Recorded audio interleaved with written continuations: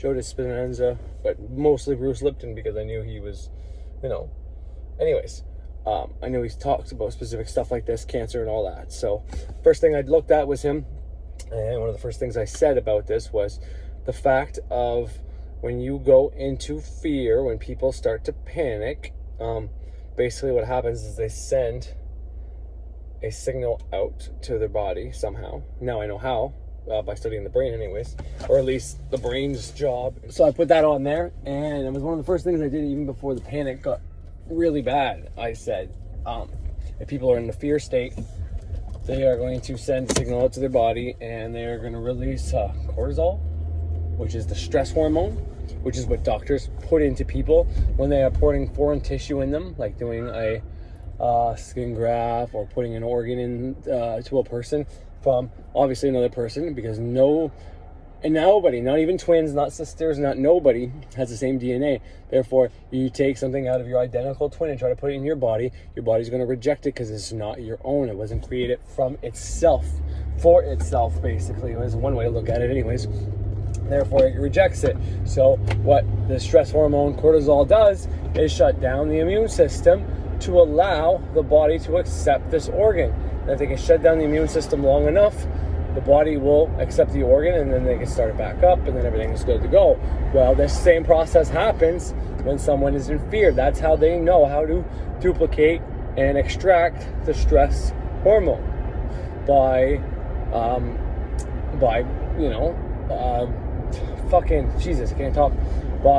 replicating the fear emotional state to put somebody in. And this basically, because like I said, you have 3 layers of your brain is one simplistic way to look at it. Like there's many parts of the brain, and you can keep dissecting it probably until infinity. But at a very base level, there is your reptilian part of your brain, there is your limbic part of your brain, and then there is your neocortex. Neocortex being the first part of the brain, the newest part of the brain, the one we use when we're conscious, our conscious state, the one I'm using to speak with right now, the one experiencing this realm more than anything, the one the 5 senses are connected to, the one that has the conscious and the subconscious, the right and left, the up and down, God and no God, the devil and God, light and day, all that shit is associated to the neocortex. Now, that being said, the reptilian mind and the reptilian brain and the limbic brain, which is all one brain really, but those 2 parts are both subconsciously driven, both subconsciously controlled. So, but the way we can control it is through our neocortex. Our neocortex has the ability to be able to, like I said, it's not necessarily controlling it, but it's sending in a signal to guide or tell the subconscious mind what you want to be done. Like, you're in fear right now, no, I don't want to be in fear. And you can shut that off. You're sick, okay, I can shut that off and put some healing in there. But nonetheless, that's what the neocortex is for. Sorry, I forgot what the initial thing I was trying to say here.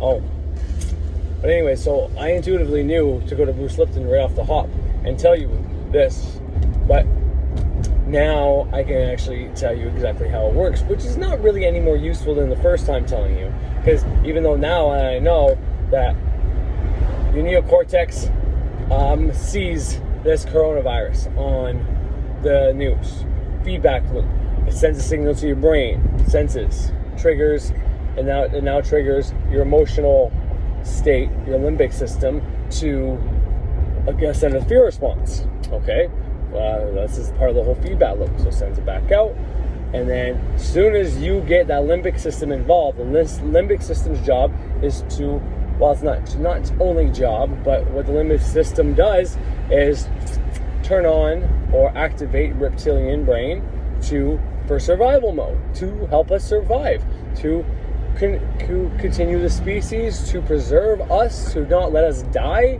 Basically, it's kind of like if someone doesn't have common sense, well, they could use this part of the brain to have common sense, because this part of the brain knows how to survive. Yet, in our day and age, it's kind of a foreign way of survival because it's more instinctive, more ancient, more whatever, but nonetheless useful. But this is where the fight or flight happens. It's when the reptilian mind is triggered. So you have to somehow be able to not engage that emotional part of your mind to engage the reptilian mind. Now, the neocortex can directly influence the reptilian mind as well, bypassing the other one under specific conditions. But that's a little different. But I know how to explain that as well, and I know what that means also. And it's a part of how to do magic, actually, to be honest, because your reptilian mind is the breathing, and it's the heart, it's the making the body's temperature and all that. So when we tap into that, that's why breathing is one of those gateways to meditation. You're directly contacting that subconscious mind, is how we put it, and yet it's actually the reptilian mind we're contacting. Those reptilians that we don't like, that we fucking hate so much. Well, when you're meditating, what are you doing? You're actually contacting. You're getting into that part of the mind without going through an emotional state. So therefore, you're not reacting, you're not causing a fight or flight to happen. You're just contacting your oldest part of your mind, where you can directly receive information from. Now, this is speculation on my half, but when someone gets messages from their subconscious mind, when whether they're channeling or they're just receiving information, well, it comes from a older part of the mind. Now, this is what we know about the brain from I think it was I can't forget the guy's name, but there was a kid that cracked his skull and was getting seizures, and they pulled the hippocampus out, I think it was, and then from there the kid, anyways, they got a lot. This is where a lot of our brain fucking studies have come from, and our information comes from nowadays. And that guy's brain has been pulled all apart, piece by piece, put back together and studied, and it's been the most studied mind probably in the world still today. But so what I'm about to say is speculation, but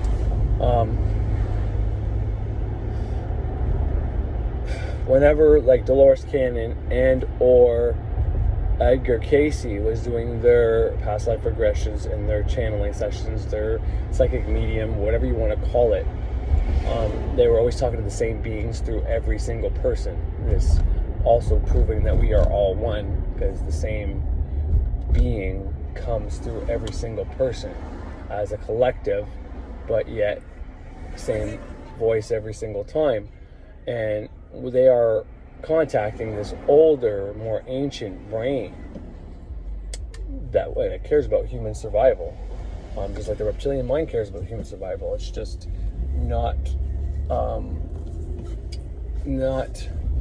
good for today's day and age, the way we live right now. To survive from a bully at school who's teasing you online. You don't necessarily need to be in fight or flight. Turn off your emotional system and do something erratic, or run your ass off. But sometimes that comes in handy. I've had the same thing happen before at parties. I sensed something bad was going to happen. I ran the fuck home, like 5 fucking miles nonstop running. How do you do that? I can't do that now. I couldn't do that when I was in great shape. Yet, triggered my mind, and yeah, the cops came. Fucking cops came, busted the party, and that is when I was selling dope and shit like that. So, me running out of that fucking bitch was the best thing I could have done. But, how the fuck did I know? But anyways. Alright, so anyways, I better get back to what I was speculating about. The part I was going to say was, when Edgar Casey or Dolores Cannon, sorry, I got stuck on candies in my mouth. When Dolores Cannon, Edgar Casey were doing their channeling, and Dolores Cannon says that she took people way beyond places where they were supposed to go as far as levels of hypnosis go. She would take them way below that. Edgar Casey being the one in the trance, in the state himself, he did the same thing, put on himself really down through via nap or whatever. But like I said, when we do meditation, we're coming in contact with our reptilian mind, the oldest, most ancient part of the mind. Now, this is what I'm talking about, speculation. And right now, what I'm about to say here, through this state, once you practice it, fine tune it, whether you want to think it's getting down to levels, whatever, this is where you can talk, contact the collective, conscious and unconscious, both the same, whatever you want to consider that as, the Akashic records, whatever. Akashic records is just another way to fucking, find a symbolic representation to fucking get a hold of it. It doesn't really matter what you call it. You can talk to it. It's through this mind. That's why meditation is uber important. This is why these beings that talk through Dolores Cannon and Edgar Casey, they would come through this. And they would be a collective. We are their collective. It's all humanity's past, present, future minds, thoughts, thought forms, ideas, languages, everything, all at once, all together. The one that's more prevalent is always the present, obviously, because there really is no past or future. It's always just present, always now, which is hard to wrap your head around, but that's why everything is always potential, everything is always possible, because the things that have happened already, even though they haven't happened yet, and all you have to do is tap into it. Mia! The dog's trying to get out of the yard again. She's a smart fucking puppy, man. She can always open that gate and get the fuck out. But anyways, so going through your reptilian mind, once again, like, I'm not a brain specialist or anything like that. I'm just looking at the information and coming to my own conclusions. And it's good to do this kind of thinking. I'll tell you why a bit in the next few videos. But that's how the collective unconscious or conscious is. I would say it's more like unconscious, because the collective conscious would be, all that we are able to do consciously.